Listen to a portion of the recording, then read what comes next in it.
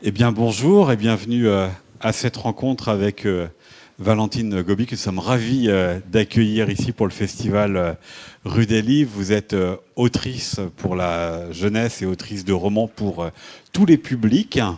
Vous avez publié il y a quelques mois aux éditions Actes Sud ce livre, Le Palmier. On y rencontre une enfant de 9 ans qui s'appelle Vive. C'est ainsi qu'elle est nommée en référence à L'eau vive, une chanson qui doit vous dire quelque chose, de Guy Béard. Et on la rencontre au paradis, hein, rien de moins. En tous les cas, son jardin, sous les arbres qui lui vont bien, c'est cela son environnement, c'est cela sa géographie dans ce jardin familial, se racontant des histoires sur les différents arbres qui s'y trouvent, sur leurs relations. Et parmi ceux-ci, un arbre seul, mais majestueux et immense, ce palmier, bien plus vieux qu'elle, mais sans odeur et mort à cause du charançon, cet insecte qui aurait proliféré à cause du père qui n'a pas utilisé d'insecticide et qu'il devrait déclarer pour prévenir d'une contamination dans les environs. Et c'est ainsi que l'on entre dans votre roman, Valentine Gobi, avec la question du manque d'eau et de ses conséquences sur les arbres, qui est un sujet contemporain et un sujet sensible, parce que vous avez choisi d'y raconter une enfant dans sa relation à ces arbres et aux odeurs, aux essences de ces arbres, aux odeurs que lui raconte et que lui ramène de ses voyages un père parfumeur. C'est elle que l'on va raconter dans ses heures et ses malheurs, parce qu'on va comprendre que les nuits sont un peu compliquées en raison de cet arbre mort. Mais il vient d'où ce roman? Elle vient d'où cette vive qui convoque donc les odeurs, les mots MOTS et les mots MAUX, pour qu'on puisse la suivre et la raconter. Merci pour cette introduction et bonjour à toutes et à tous. Je suis très heureuse d'être à Rennes, à ce beau festival. D'où il vient ce roman? De très loin. Il vient d'un endroit que j'ignorais peut-être d'ailleurs. Il a été une surprise. Il est arrivé sans que je l'ai tout à fait désiré, mais il a été nécessaire. Je viens d'une région où beaucoup de monde travaille dans l'univers des parfums. Et j'y suis retournée il y a 4 ans en vacances. Je m'y rendais comme très souvent, plusieurs fois par an. Et je suis descendue de voiture.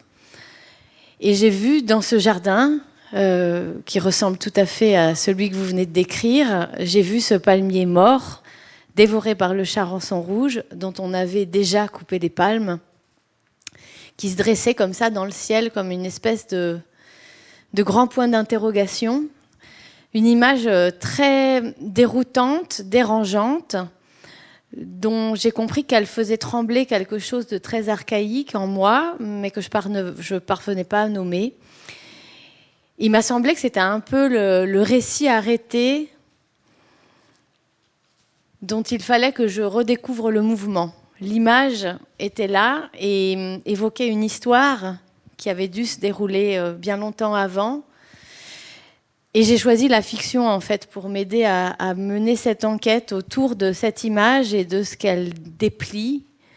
J'ai missionné un personnage de roman, donc, qui est une petite fille de 8 ans, qui s'appelle Vive, et qui, dès le début du livre, dès les premières pages, est elle-même confrontée à cette scène très étrange d'un palmier dont un élagueur est en train de couper les palmes. Donc elle assiste à cette scène du massacre, parce que c'est une scène de massacre. C'est un très beau massacre, mais c'est un massacre. C'est une scène de crime, en fait. Ça la traumatise. Et alors oui, ce qui était important pour moi, c'était de construire une scène comme ça d'exposition dans laquelle on voit un événement qui pourrait paraître, tout en étant bien sûr triste, un arbre qui meurt n'est jamais un événement joyeux, mais est un événement ordinaire en fait, c'est-à-dire qu'il ne surprend ou ne traumatise personne.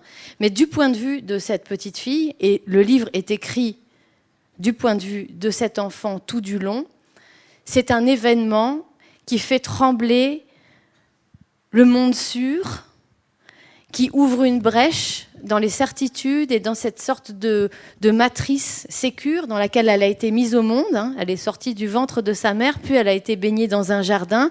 Donc vous avez bien dit qu'il est un royaume initiatique pour elle. Hein. Elle a des relations, en effet, très fortes avec les arbres, avec les plantes, avec les animaux, les insectes, son chien. Tous ces êtres ne sont pas hiérarchisés entre eux. C'est une enfant, donc elle a presque une conception un peu animiste du monde. Et donc, tout d'un coup, quelque chose change de fondamental. Cette vision-là du palmier qu'on massacre la projette brusquement hors de l'enfance, qui est cet univers dans lequel on croit pouvoir être à l'abri.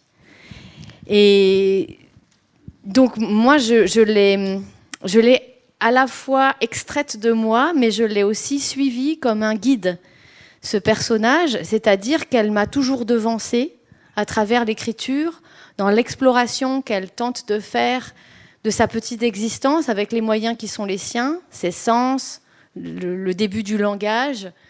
Et donc c'est un double, mais c'est vraiment aussi un personnage qui me précède et qui m'emmène là où je ne serais pas allée sans l'écriture. Vous avez insisté sur la question de la protection, qui était le monde qui était celui d'avant le malheur qui a frappé ce palmier. Qu'est-ce qui l'a protégé du monde? Parce que ce que vous mettez en scène aussi, c'est comment on essaye de lutter contre le charançon. On accuse le père de ne pas avoir utilisé d'insecticides, on va mettre des pièges à mouches. On voit qu'il y a un truc qui fonctionne plus, qui n'arrive plus à protéger, mais on voit non plus aussi que les adultes ne répondent pas à l'idée qu'elle se faisait d'une protection. Alors, c'est à la fois une histoire très ordinaire et très singulière que je raconte. Ce qui est ordinaire, c'est-à-dire commun, qui appartient à chacun d'entre nous, c'est l'idée qu'un jour, en effet, on sort de l'enfance. Et l'enfance, c'est cet endroit où d'abord on n'a pas le langage, hein, c'est l'infant, c'est celui qui ne peut pas articuler le langage et qui donc, parce qu'il n'a pas besoin de décrypter encore les mystères du monde. Les mystères se présentent dans leur nature de mystère, ils coexistent avec toutes les familiarités sans rien menacer. Et puis tout d'un coup, il y a cette volonté de comprendre quelque chose qui est de l'ordre de la brèche, mais qui n'est pas nommé. Et c'est cet âge-là, 8, 9 ans, c'est à cet âge-là qu'on commence à consentir à cette part d'ombre qu'il y a dans l'univers et qui fait que on ne peut plus être protégé par ceux qui nous entourent de manière définitive. Et donc, on se retrouve seul face à de grandes questions de l'existence. On peut parler de la mort, voilà. Ça, c'est l'aventure ordinaire. Il y a toujours un événement qui, à un moment donné, fait trembler les frontières du monde connu. Et puis, il y a une aventure singulière, c'est qu'il y a vraiment des événements enfouis qui sont arrivés à cette petite fille et dont il s'agit pour elle, à travers cette grande enquête, hein, c'est construit exactement comme une enquête policière, dont il s'agit pour elle de retrouver la forme. Donc, évidemment, c'est l'histoire d'un palmier qui n'est pas un palmier. Voilà. Et pour cela, elle compte sur des alliés, bien sûr. Elle est entourée de sa famille, d'un père, d'une mère, d'un frère, d'un chien. Il y a un voisin, il y a un oncle, il y a une maîtresse. Chacun porte une vision du monde et a quelque chose à transmettre et à enseigner qui lui permet d'essayer petit à petit de donner du sens à ce qui lui arrive. Mais en même temps, en effet, elle est à ce moment de l'existence où ni l'amour, ni l'expérience des adultes ne suffisent à vous protéger de ce que c'est que la vie. Et la vie, c'est fait d'accidents, c'est fait de gravité, et on est à cet instant-là de l'existence où tout d'un coup, comme Alice en fait, hein, au pays des merveilles, elle consent à descendre dans cet espace inconnu dans lequel on est seul. Donc, qu'elle ressent, enfin j'insiste aussi beaucoup là-dessus, c'est un roman très sensoriel, c'est-à-dire que on va y venir dans un instant, les odeurs sont importantes en raison notamment du métier du père, mais là, ce qui l'obsède, ce qui l'inquiète, elle ne fait pas que de le vivre, elle le ressent physiquement, corporellement, ses nuits sont plus ses nuits, son monde est altéré jusque-là. Ah oui, bien sûr. D'abord, enfin, l'enfant, c'est l'âge de l'enquête. Alors, je répète ça parce que comment est-ce qu'on enquête, comment est-ce qu'on est au monde quand on est enfant ? Un enfant, il est d'une immense vulnérabilité, il n'a pas la possibilité de mettre en perspective ce qu'il vit parce qu'il n'a pas encore d'histoire, il n'est pas encore dans le récit, il est dans l'expérience immédiate. Chaque moment est une première fois et il n'y a pas encore d'enseignement possible qui permet à la petite personne qui est cette petite fille et qui est chaque enfant de se situer dans un parcours. C'est rassurant d'avoir une histoire, mais quand on vit uniquement des moments séparés, on est constamment dans le présent. Donc, cette petite fille, en fait, elle est dans un univers où ses outils, c'est premièrement les sens, chaque bruit, chaque son, chaque scène qu'on observe, chaque nouvelle sensation, chaque nouvelle odeur aussi, c'est une manière de découvrir le monde, de découvrir le petit monde du jardin dans lequel elle se situe, mais aussi des espaces plus vastes. Vous parliez du père. Le père lui rapporte des essences qui viennent du monde entier. Donc, des essences qui sont produites à partir d'arbres, de fleurs, de plantes, de racines qu'elle ne voit pas, qui existent pourtant, mais qui existent ailleurs. Ça ouvre son imaginaire, c'est totalement dématérialisé, et en même temps, c'est très concret parce que c'est là, dans des flacons, dans des petits pots. Donc, c'est une enfant qui enquête à partir de moyens épars, qui fait vraiment miel de tous les indices que la vie lui apporte à la hauteur de ce qu'elle peut. Elle n'a pas de savoir encyclopédique, donc elle ne peut pas analyser, décrypter, comme le ferait un adulte, les événements pour leur donner du sens. Elle est juste en train d'accumuler des preuves. Voilà.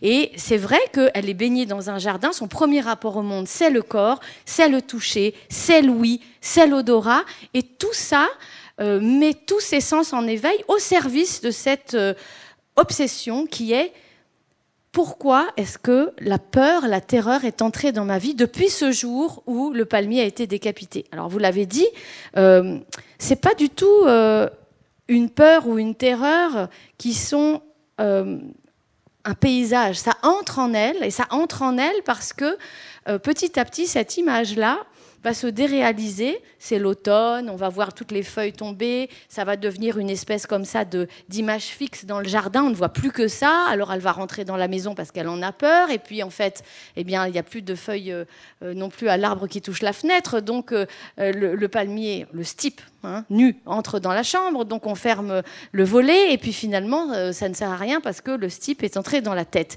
Et donc, c'est un trauma, voilà, qui vient coucher une ombre sur ses jours, sur ses nuits. Mais ça ne fait pas d'elle seulement une enfant victime, ça fait d'elle une enfant extrêmement déterminée, comme un détective, à développer des stratégies d'évitement, mais aussi des moyens de comprendre ce qui arrive et de se protéger. Donc, elle a besoin de sa mère, de son père, de son frère, de son chien, et toute sa vie s'organise en fait autour de cette obsession, le jour, la nuit, à l'école, à la maison, et elle met ces petits moyens en effet à elle au service de cette immense tâche qui est de comprendre ce qui lui arrive. C'est un travail énorme, colossal. Et ça passe notamment par les mots, puisque vous donnez une grande importance aux mots dans votre roman, Valentine Gobi. Et je vous propose de lire un extrait, puisqu'il y a les mots de ces essences venues d'ailleurs qui entrent dans son vocabulaire, qu'elle consigne. Et puis elle a un attrait aussi pour le son V, ça s'appelle Vive. Et elle a un attrait aussi pour la couleur des mots et la couleur des sons. Juste peut-être avant de lire ce passage, pour comprendre un peu le rapport qu'elle a avec les mots, c'est-à-dire qu'elle fait des collections d'essences, elle en a donc sur son étagère énormément, et elle fait des collections de mots. Chaque mot est une promesse, parce que quand on ne le connaît pas, ça veut dire qu'il évoque un pan du monde qu'il va falloir visiter, et donc c'est déjà un voyage potentiel, chaque mot, ou bien autre caractère très précieux du langage, c'est une façon de sortir de la solitude, parce que s'il existe un mot pour désigner quelque chose que vous avez vécu mais que vous ne pouviez pas nommer, alors tout d'un coup, ça veut dire que d'autres l'ont vécu avant vous. Si le mot a été inventé, c'est que vous n'êtes plus seul face à ce que vous vivez. Donc aussi bien par les promesses qu'ils engagent que par le soulagement qu'ils procurent de faire partie de plus grand que soi, le langage, c'est très important pour elles. Et il y a un lien entre les deux collections, les collections de mots et les collections d'essences, c'est que ce père qui rapporte ces essences du monde entier, il rapporte aussi des mots. Il rapporte Ilang, il rapporte Gaillac, il rapporte oud, il rapporte bois de santal. Et tout ça, c'est à la fois des sons, mais c'est des univers très concrets aussi, qui renvoient à des plantes, à des langues étrangères, à des territoires, à des climats, à des gestes. À condition de pouvoir se les représenter, parce que c'est ce que lui Eh bien, dit Marco, pardon, il faut des images pour se représenter. Mais c'est ce qu'il lui raconte d'ailleurs. Mais tout ça pour dire que le langage n'est pas du tout une chose abstraite. Pour elle, c'est une promesse de voyage et c'est une façon de sortir de la solitude. Alors elle consigne chaque mot nouveau dans un cahier qui est aussi précieux que sa collection d'essences. Et ce sont des outils avec lesquels elle l'enquête. Voilà. Maintenant, je pense que je peux lire ce petit chapitre. Je préciserai que notre ami qui interprète en langue des signes va découvrir en même temps que vous la lecture. Voilà, donc soyez indulgents pour cela, je vous en remercie. Et merci à lui d'être avec nous d'ailleurs. Ce chapitre lui est dédié. Il s'appelle « Le roi du silence ». Et c'est l'un des 41 morceaux du puzzle que reconstitue Vive, puisque c'est écrit comme un puzzle. Des fragments, voilà, c'est le 7e fragment. Le roi du silence. Ça existe, l'essence d'olivier. Les feuilles, dit Marco, à sa connaissance, on n'en fait rien, on a essayé. Le bois, peut-être. Il y a longtemps, à l'époque de son propre père, il n'était pas né, on a mis au point de l'oliville, à partir de résine d'olivier sauvage. De mémoire, il dit, ça sentait la vanille. On l'employait pour désinfecter les chambres des malades. Il croit qu'on peut trouver une absolue d'olive. Bon, à l'usine, il n'en produit pas. Et l'essence de palmier, ça existe? Oh, pas que je sache, le palmier, ça sent rien. Pour la parfumerie, il est sans intérêt. Elle se souvient que certaines plantes sont appelées muettes. Des fleurs, des fruits qui libèrent un parfum dans l'air mais ne se laissent pas extraire, rétifs à la vapeur d'eau aussi bien qu'au solvant. Certaines techniques permettent de capter des parfums très subtils, dit le père. On peut couvrir d'une cloche en verre un végétal vivant, non coupé, un fruit, une fleur. Sous la cloche, une aiguille creuse aspire l'air au cœur, retenant l'odeur dans un filtre au plus près de sa source. C'est le parfum de la plante toute fraîche, telle qu'on la respire dans la nature, le nez dessus ou presque, pas concentré comme dans les huiles et les concrètes, tu saisis? Le headspace, ça s'appelle. C'est un mot anglais. Headspace fait l'écho dans la tête de Vive. Grâce au headspace, poursuit Marco, on a capté des senteurs inédites. En Guyane, un pneumatique géant appelé radeau des cimes s'est déposé sur la canopée des chercheurs à son bord. Un arbrissage. Oh, vision magique. Sous les cloches de verre, on a placé des lianes à inflorescence orangée, de minces fleurs rouges de la famille du caféier, des fleurs jaunes à un seul pétale. On a capturé des odeurs nouvelles dans le désert de Mojave aux États-Unis, dans la Sierra de Neblina au Venezuela et même dans l'Himalaya. Vive oublie le flot de toponymes et de mots savants, retient seulement plantes rares, très haut, très loin. Elle se figure des cloches en verre flottant au milieu de forêts tropicales ou posées à ras de sol sur le sable brûlant ou sur la pierre ou nichées dans les parois de hautes montagnes où donc poussent des végétaux dont elles parviennent à encager le parfum. Des pièges à parfum par centaines. Mais pour le palmier, le headspace ne peut rien. Il n'a pas d'odeur, affirme le père. Pur silence, elle traduit. Sur l'étagère, entre l'essence d'osmanthus et l'essence de Pérou, un vide définitif. Merci beaucoup pour cette lecture. Il y a ce rapport mots qui rentrent en elle. Et puis, ce livre, Le Palmier, vous auriez presque pu le titrer Son palmier, mon palmier, parce qu'il y a une question aussi sur l'appropriation, ces mots qu'elle s'approprie, et le trouble qui est là quand son amie Alia, qui appartient à une autre géographie plus urbaine, lui vole son palmier pour en faire un sujet d'exposé à l'école. Quel rapport elle a aussi avec ces mots qu'elle fait sien et qu'elle n'a pas trop envie de partager ici? Mais c'est pas seulement des mots. Hein, là, le palmier, en fait, c'est un titre générique, et j'aimais bien l'idée que sous ce titre très ordinaire, ce nom commun, en fait, il y a évidemment bien autre chose qu'un palmier. C'est pas un livre de botanique, c'est pas le palmier en effet, ou alors plutôt c'est le palmier au sens où c'est celui-ci et pas un autre, c'est-à-dire en effet cette image-là qui n'appartient qu'à cette petite fille, et dont d'ailleurs elle est la seule à percevoir toute la dimension symbolique. En fait, sa camarade de classe avec qui elle partage son jardin et à qui elle consent à faire respirer sa collection d'essence, ce qui est un grand privilège de son point de vue,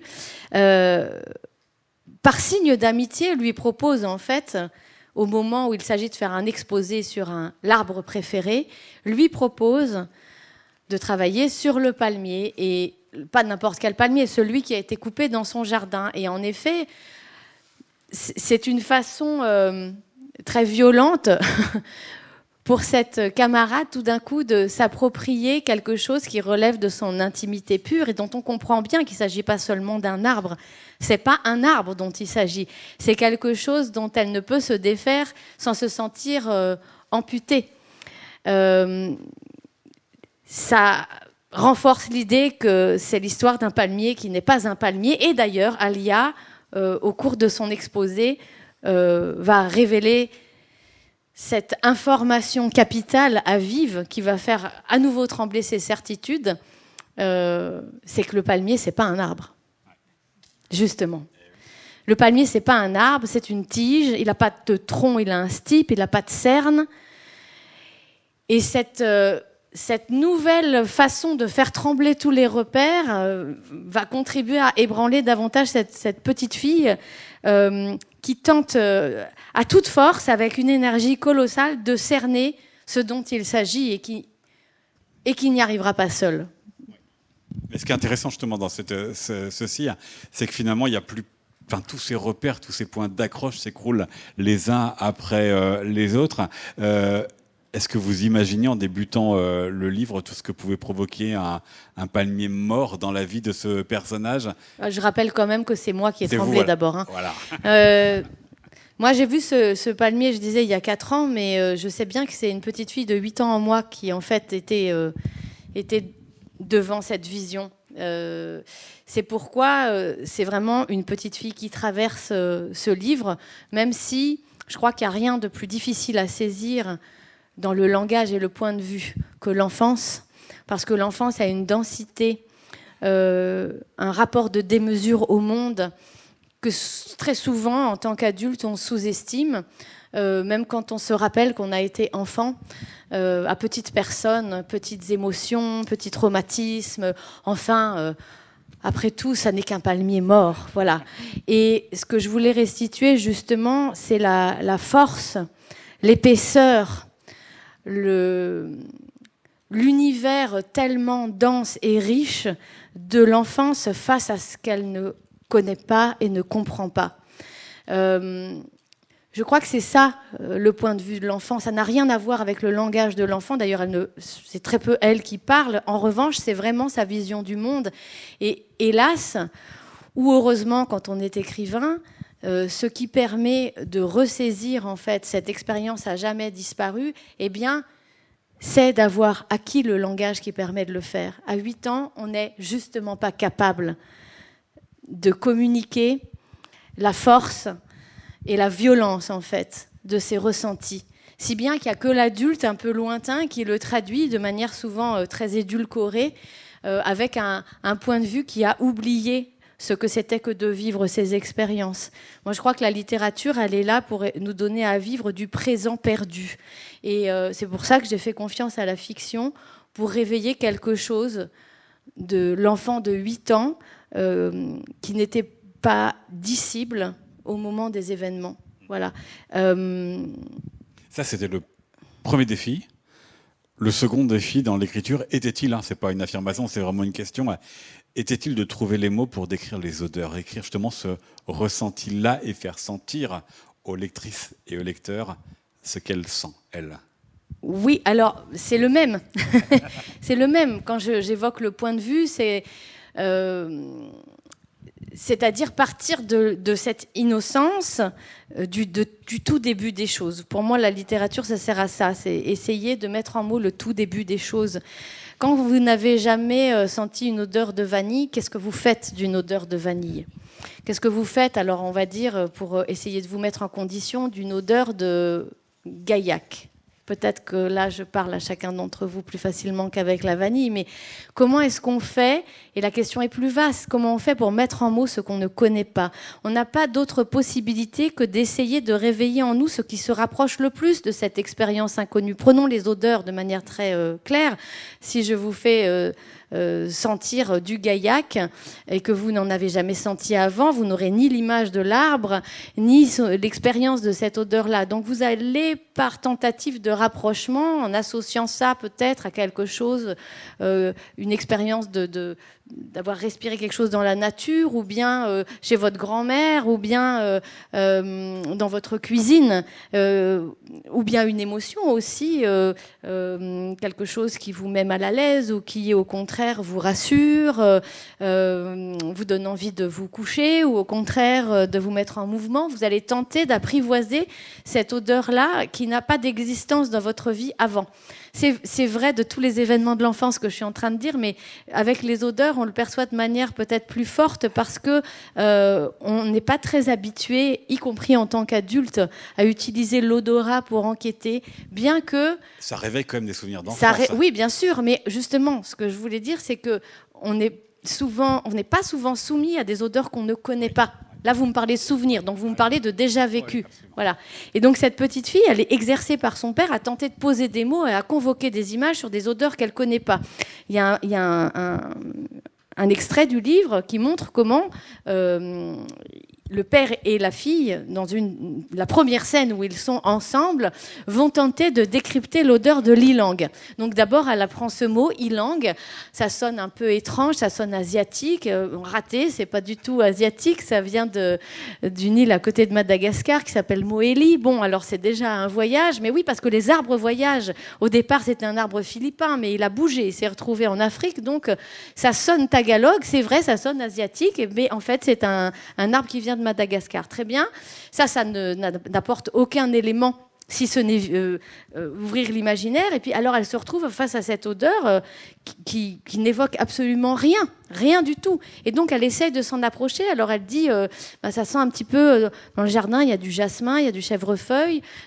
Ce qu'elle veut dire, c'est que ça sent la fleur blanche, mais elle ne peut pas le dire comme ça. Elle n'est pas parfumeur, donc elle essaye de se rapprocher de quelque chose de connu. Et puis tout d'un coup, elle perçoit, parce qu'en fond, c'est très présent, ce qu'on appelle les aldéhydes. Alors elle ne connaît pas le mot aldéhyde, elle ne va pas dire aldéhyde, mais elle va dire, ça sent le vernis à ongles de maman, ça sent le dissolvant. Oui, parce qu'il y a de l'amande, en fait, synthétique. Donc elle va dire, ça sent le vernis à ongles de ma mère. Et puis finalement, ça s'en rapproche encore plus. Elle va dire ça sent le mou du macaron là où c'est pas très cuit, parce que il y a un côté gourmand dans l'ilang. C'est pas de l'amande amère, c'est une amande assez ronde, sucrée, parce qu'il y a une fleur derrière. Donc fleur blanche plus amande. Elle peut pas parler comme un parfumeur. Mais en revanche, l'exercice qu'elle fait est tout à fait celui des parfumeurs, puisque quand on commence à apprendre la parfumerie et qu'on doit maîtriser 3000, 4000 odeurs différentes, des odeurs naturelles, des odeurs synthétiques, des molécules qui n'existent pas dans la nature, il faut bien, à un moment donné, pour les approprier, compter sur d'autres sens. On ne peut pas simplement compter sur les molécules olfactives. L'odorat, ça fonctionne en association avec les images. D'où l'expression de Marco qui lui dit que ça existe avec ça. Et qui lui dit qu'une odeur sans image est orpheline. Et donc, c'est vrai que dans les cahiers des parfumeurs, il y a des milliers d'odeurs et des milliers d'images, parce que c'est comme ça, en y associant des événements personnel, c'est-à-dire que Vive, elle dit le mou du macaron, mais quelqu'un d'autre dirait peut-être le sirop d'orge.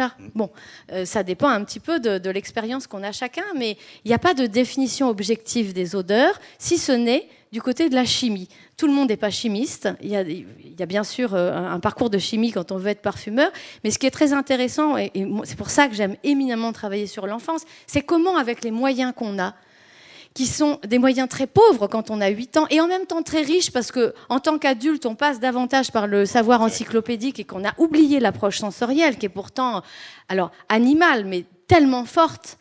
Comment est-ce qu'on fait pour décrypter l'inconnu? C'est vraiment ça qui traverse tout le livre, et dans le monde des odeurs, on peut particulièrement le mettre en avant, parce que c'est un monde qui est mystérieux, y compris pour la plupart des adultes que nous sommes. Absolument. C'est à retrouver, donc à lire et à sentir dans Le Palmier, votre roman paru aux éditions Actes Sud. Valentine Gobi, on va pouvoir vous retrouver en dédicace sur le stand de la librairie Le Fayère. Le Fayère. Merci beaucoup à vous. Merci à vous.